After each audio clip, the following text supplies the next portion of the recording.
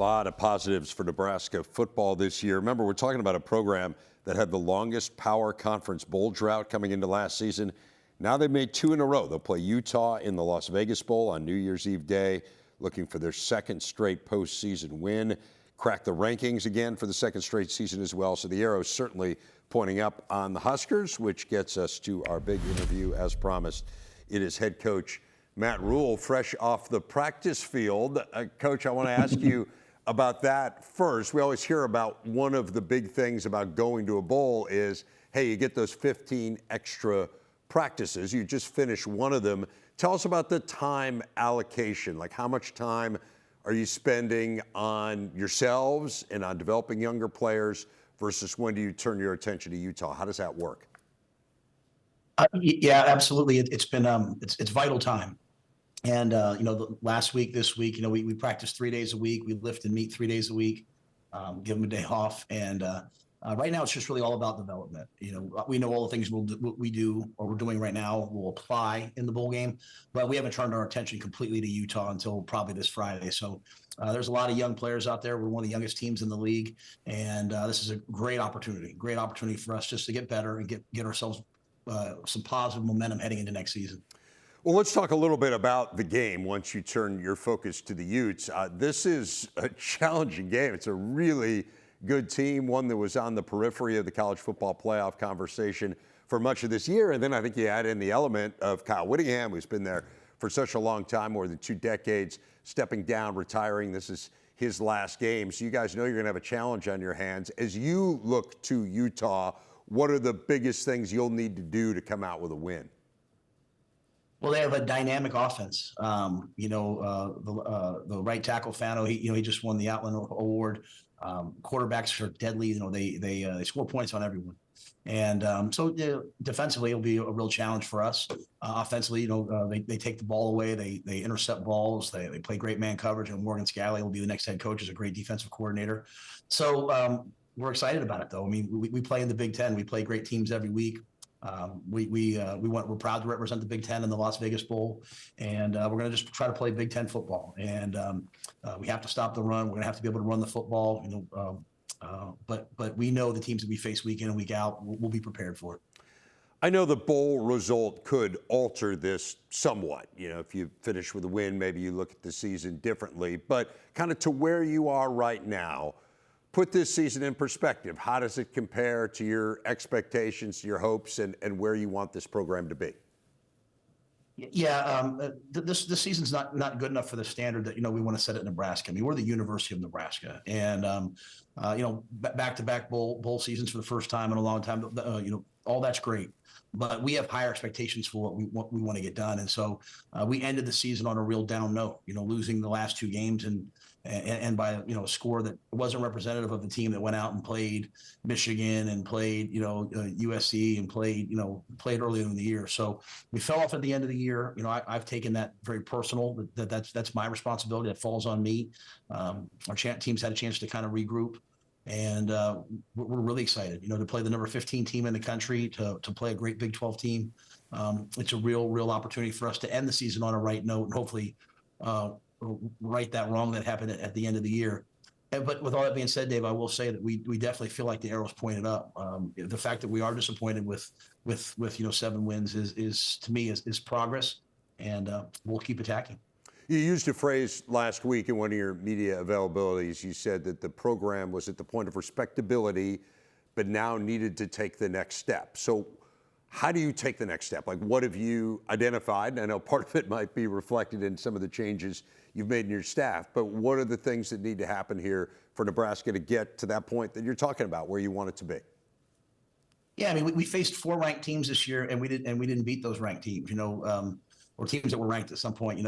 We did beat Cincinnati, obviously, who was ranked for much of the year. But, we weren't able to get over the hump against Michigan and against USC and then against Iowa at the end of the year. And so I think a lot of that was reflected in the play on both sides of the line.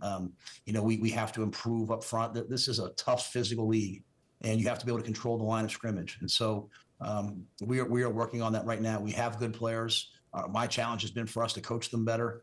To get, even me as the head coach, getting my hands dirty, getting down with the D tackles, and really trying to take a step and help these young players grow. And so, we'll have every year we'll have a tough schedule in the Big Ten, and we have to dominate both sides of the line and get back to what Nebraska truly is. Well, let's talk about the defensive line because you were talking about it, and your new defensive coordinator, Rob Orich. I mean, the numbers jump off the page just looking at what he did at San Diego State. I'm just going to come clean and say, it's a little off our radar here at the Big Ten Network. I'm not studying it and breaking it down, but I mean, massive improvement this year. Tell me about your path to him and what stands out as you turned on the film, I'm sure, and evaluated how he improved that defense so dramatically. Yeah, I think one of the things that I wanted to do is find people who are playing great defense really in any league. It didn't really matter to me the league. And when I saw Rob, you saw first at Idaho and then at San Diego State, huge jumps in the way that they played defense. And so our first 2 years here, we were a top 10 defense. We played elite level defense. It's fallen off somewhat this year.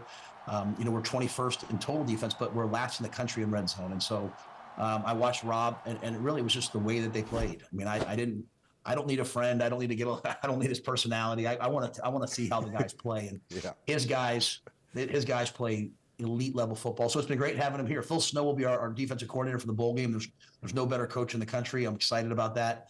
But Rob's around every day, and I can already feel what he's going to implement and the things he's going to do for us. The other line of scrimmage on the offensive side, you made a change there. Donovan Rhule being let go as the offensive line coach. There are obvious questions here about Dylan Raiola's future and whether or not those two are tied together. Obviously we don't know from the outside. What can you tell us about a time frame as to when you might expect or when we can expect some sort of an announcement about Dylan? I think with all of our players, I mean, that's really up to them, right? The portal opens on the 2nd. I don't know what's going to happen with everybody. I mean, Dylan's an amazing young man, an awesome teammate. He's a great Husker. I would love him to be our quarterback because he's been our quarterback. And so, those weren't related. At the end of the day, as the head coach, you have to make tough decisions. Donovan's a great offensive line coach. He did a great job here. We ran the football at a high level. But moving forward, we felt like the opportunity to bring Jeep Wade in, who did a great job at Georgia Tech, one of the best run games in the country, elite pass protection. We felt like it was important to make that change and bring in Jeep. He's an accomplished coach, and then we were able to back that up with bringing in Lonnie Teasley, really one of the best tackles coaches and one of the best recruiters in the country. I worked with him many years ago, so there's nothing related to anything else other than just as the head coach, I have to make really tough decisions. It's a part of the job I hate. Yeah. But I have to put what I think are the people in here that are going to give us the best chance to win, and we think we've done that. Tell me about your quarterback heading into the bowl, TJ Lateef, who's banged up here at the end of the year. Should we expect him to play in the bowl game? Yeah, TJ will play. When you put on TJ's game tape against UCLA, you put on his game tape against Penn State, the game got away from us, but certainly not because of him. And he was all over the field. He's making people miss. He was making big plays, making big throws. He's courageous. He's tough. He's an excellent player. He's a Big Ten starting quarterback, and we're fired up to have him. And so I'm excited to see him play in the bowl game. Pulled his hamstring against Iowa, really limited what he could do in that ball game. He stayed in the game, which, for him and his development, you watch these guys play on Sundays, and he'll be an NFL quarterback, I think, someday. And these guys on Sundays, they're under constant duress. You have to learn how to play when you don't feel 100%. I think all of his teammates left the game against Iowa knowing that he left it all on the field. And so to have one more game for him to get healthy, come back, play at a high level, I think it's gonna be really good for our program.